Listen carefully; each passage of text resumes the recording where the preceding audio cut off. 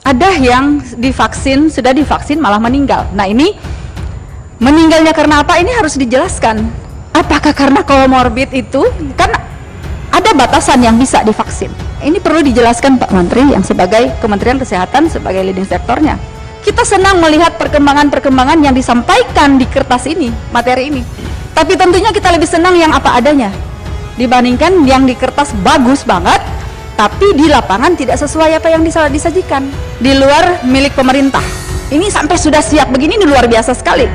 Tapi Pak Menteri sih belum sampaikan kepada kami. Kami cuma mendengarnya selalu melalui pemberitaan ini. Padahal setiap kali kami duduk di sini, kami suka tanyakan lengkap, bahkan apa yang akan dilakukan dan bagaimana lengkap kami tanyakan. Tapi selalu seperti ini. Ini perlu dijelaskan juga oleh Pak Menteri, karena kami belum disampaikan. Sementara Bio Farma sudah seperti ini kan pasti kan sudah duduk bersama ya untuk bicarakan. Tidak mungkin ini Bio Farma bisa bikin materi seperti ini. Pelaksanaan sampai pelaksanaannya sudah sangat jelas seperti apa ini pelaksanaannya, tapi kami belum disampaikan. Terima kasih sudah klik video ini. Jangan lupa tekan tombol subscribe untuk bergabung. Dalam hitungan saya persilahkan kalian untuk tekan tombol subscribe. 10, 3, 2, 1. Saya ucapkan selamat bergabung dalam channel ini. Baik, terima kasih kesempatan yang sudah diberikan. Pak Menkes yang saya hormati, Pak Ibu Menaker, Pak Munardo dari Satgas Covid, Ketua Kadin, dengan Wakil Ketua Apindo, Ibu Penny dari BPOM yang saya hormati. Pertanyaan saya atau masukan yang akan saya sampaikan lebih banyak ke Kementerian Kesehatan. Hari ini tepat 63 hari pelaksanaan vaksinasi COVID-19 ya Pak Munardo ya. Jadi sejak vaksinasi perdana pada tanggal 13 Januari 2021, kita sudah masuk pada vaksinasi tahap 2 dengan target sasaran yang sudah lebih luas, yaitu pekerja publik dan lansia. Sementara bukan sekedar informasi, di bawah yang saya amati masih banyak kendala. Ada 5 yang saya catat di sini. Pertama, kendala di aplikasi. Kalau kita tahu bersama di sini ada 2 aplikasi, P-Care dengan Peduli Lindungi dari Kominfo dan BUMN ya. Kalau yang P-Care, Primary Care, bagian dari satu data vaksinasi, ini saya lihat di daerah di mana puskesmas yang ditunjuk untuk memberikan vaksin kepada masyarakat banyak sekali. Dari aplikasi mereka tidak siap. Ini yang saya lihat langsung ya. Kemudian ada aplikasi, internetnya tidak ada. Ini seperti apa dari Kementerian Kesehatan yang memang leading sektor? Bisa juga dengan Pak Doni yang memang juga penanganan urusan ada keterkaitan penanganan COVID tentunya. Kemudian kita bicara tenaga vaksinatornya. Tenaga vaksinator, kalau di sini disampaikan ada sekitar 400.000 yang sudah ready, yang siap. Tapi kok di bawah bisa tumpukan ketika kita beri vaksin, kita menyuntikkan, banyak tumpukan-tumpukan. Di mana ini tenaga vaksinator yang dibilang 400.000? Ini kan dari kami menjadi perhatian. Ada di mana mereka semua? Kenapa harus terjadi penumpukan seperti itu? Kalau memang mereka banyak, harusnya mereka dilibatkan. Ya, kemarin saya dengan Pak Menteri ke Sulawesi Utara. Dari laporan khusus dari rumah sakit yang vertikal saja, di situ ada 400 orang tenaga vaksinatornya Pak Menteri. Tapi yang di lapangan itu satu titik itu cuma 40 yang dilibatkan. Terus yang 260 sekiannya ada di mana? Kenapa sampai menumpuk? Jadi saya melihat langsung, saya jalan, nah ini hasilnya rapat ini saya harus sampaikan hal-hal seperti ini. Kemudian kesiapan vaksin itu sendiri, ketersediaannya.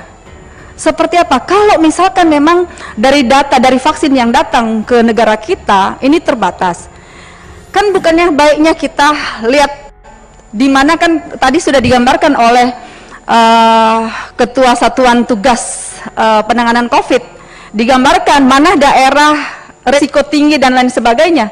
Kenapa kita nggak full dulu ke sana?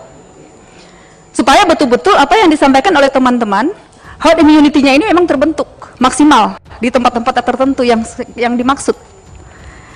Kemudian pendataannya, lagi-lagi masalah pendataannya, di bawah pun masih bingung. Tadi disampaikan oleh Ibu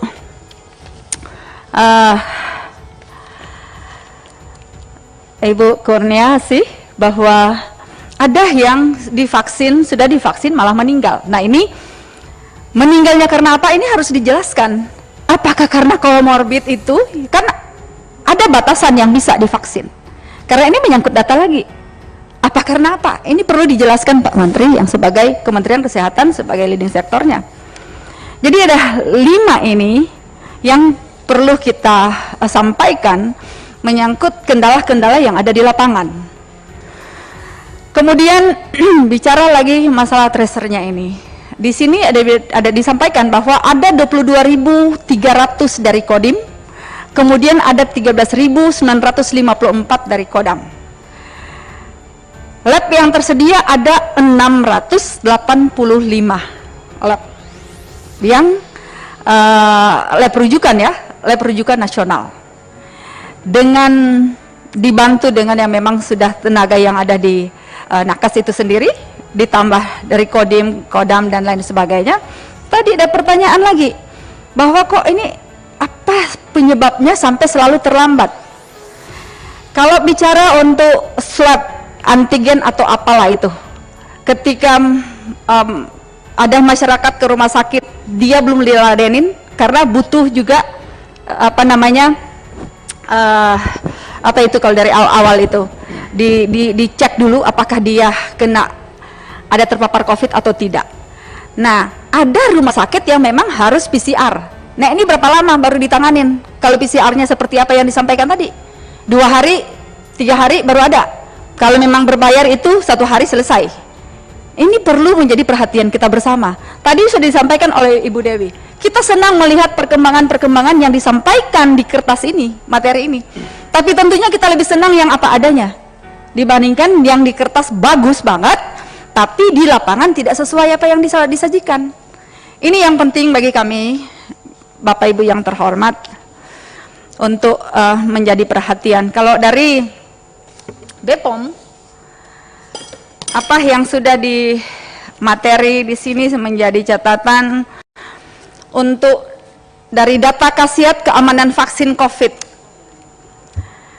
Dari data uji prekliniknya, data uji kliniknya, pertanyaan saya, apakah proses ini sudah dilaksanakan terkait vaksin AstraZeneca yang sudah masuk 1,1 juta di Indonesia, yang dari harusnya 1,3. Ini pertanyaan saya untuk BPOM, dari apa yang sudah disajikan. Kemudian menyangkut lagi vaksin itu sendiri, bahwa sponsor harus bertanggung jawab terhadap quality assurance-nya. Kemudian untuk memastikan uji klinik dilakukan dan datanya dihasilkan, dokumentasinya dan dilaporkan harus sesuai dengan protokol GCP dan persyaratan. Ada yang tidak untuk kerahasiaan subjek uji klinik, silakan. Tapi ada juga yang tentunya Komisi 9 juga harus mengetahui proses-proses itu. Karena apa yang sudah terjadi di beberapa negara yang melalui media yang sudah diberitakan, jangan sampai terjadi di Indonesia. Apalagi ini AstraZeneca, ada yang dari SK Bio Korea dan satu lagi yang sementara yang dari Jerman. Jadi mungkin ini boleh menjadi perhatian, dan ini tentunya perlu penjelasan berapa banyak sih sebetulnya dari AstraZeneca ini yang by Bio Korea atau yang dari Jerman. Kemudian untuk kesiapan produksi vaksin masih di BPOM COVID-19. Di sini tadi sudah disampaikan oleh Pak Saleh Daulay. Materi yang disajikan di Komisi 9 berbeda-beda dari perusahaannya.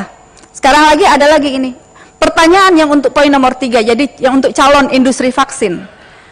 PT J Bio, proses pembangunan ini sudah mulai. Pertanyaannya, ini vaksin apa dengan PT tersebut? Ini perlu dijelaskan. Kemudian, apakah ini seperti poin yang pertama dari PT Sanbe Pharma itu? Atau memang ini memang harus produksi vaksin yang untuk poin 3? Ini juga kami minta penjelasan juga dari Menteri Kesehatan sebagai leading sektornya, menyangkut apa yang sudah disajikan oleh BPOM. Kemudian,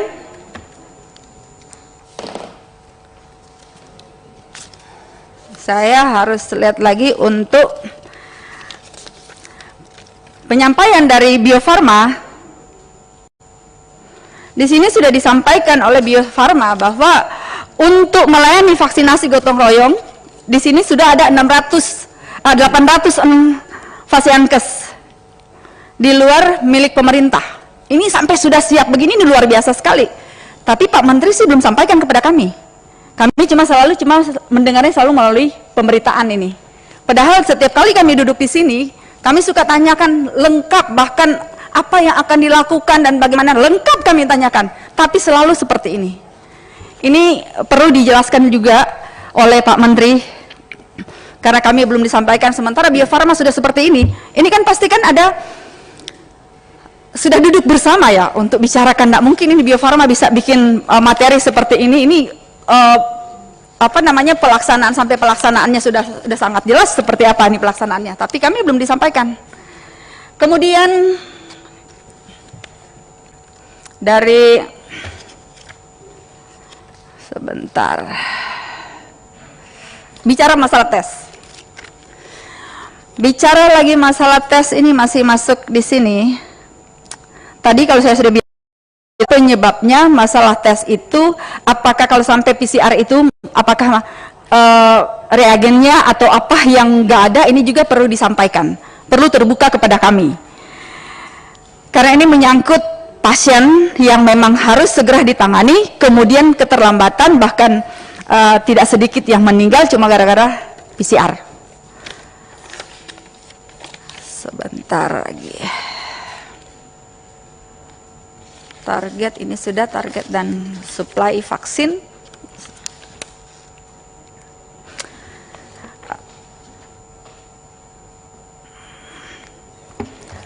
Sistem informasi satu data vaksinasi COVID tadi, ini saya sudah tanyakan di awal.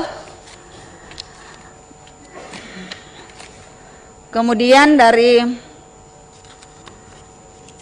laporan vaksin gotong royong,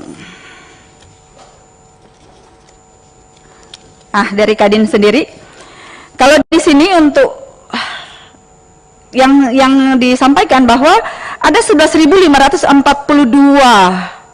perusahaan yang sudah mendaftar dengan jumlah sekitar 7.403.000. Sementara vaksin yang sudah disiapkan untuk vaksin gotong royong di sini memang sudah ada 20.000 sekian.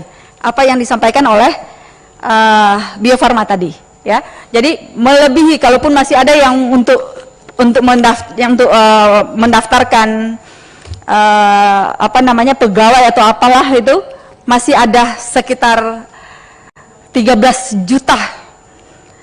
Masih ada sekitar 13 juta untuk vaksin gotong royong. Apa yang disampaikan Pak Rosan di sini cuma sekitar 7 juta. Apa yang sudah disampaikan oleh Ibu Sinta Wijaya menyangkut perusahaan dengan penanganan COVID, luar biasa Bu Sinta. Kalau ini bisa dilakukan oleh semua perusahaan yang ada, ini luar biasa. Pertanyaannya, sampai di mana kontrol itu dari Apindo? Seperti apa? Apakah yang disampaikan ini sudah betul-betul dilaksanakan di bawah atau seperti apa? Mohon penjelasan. Saya kira itu tambahan pertanyaan dari saya. Terima kasih. Ya.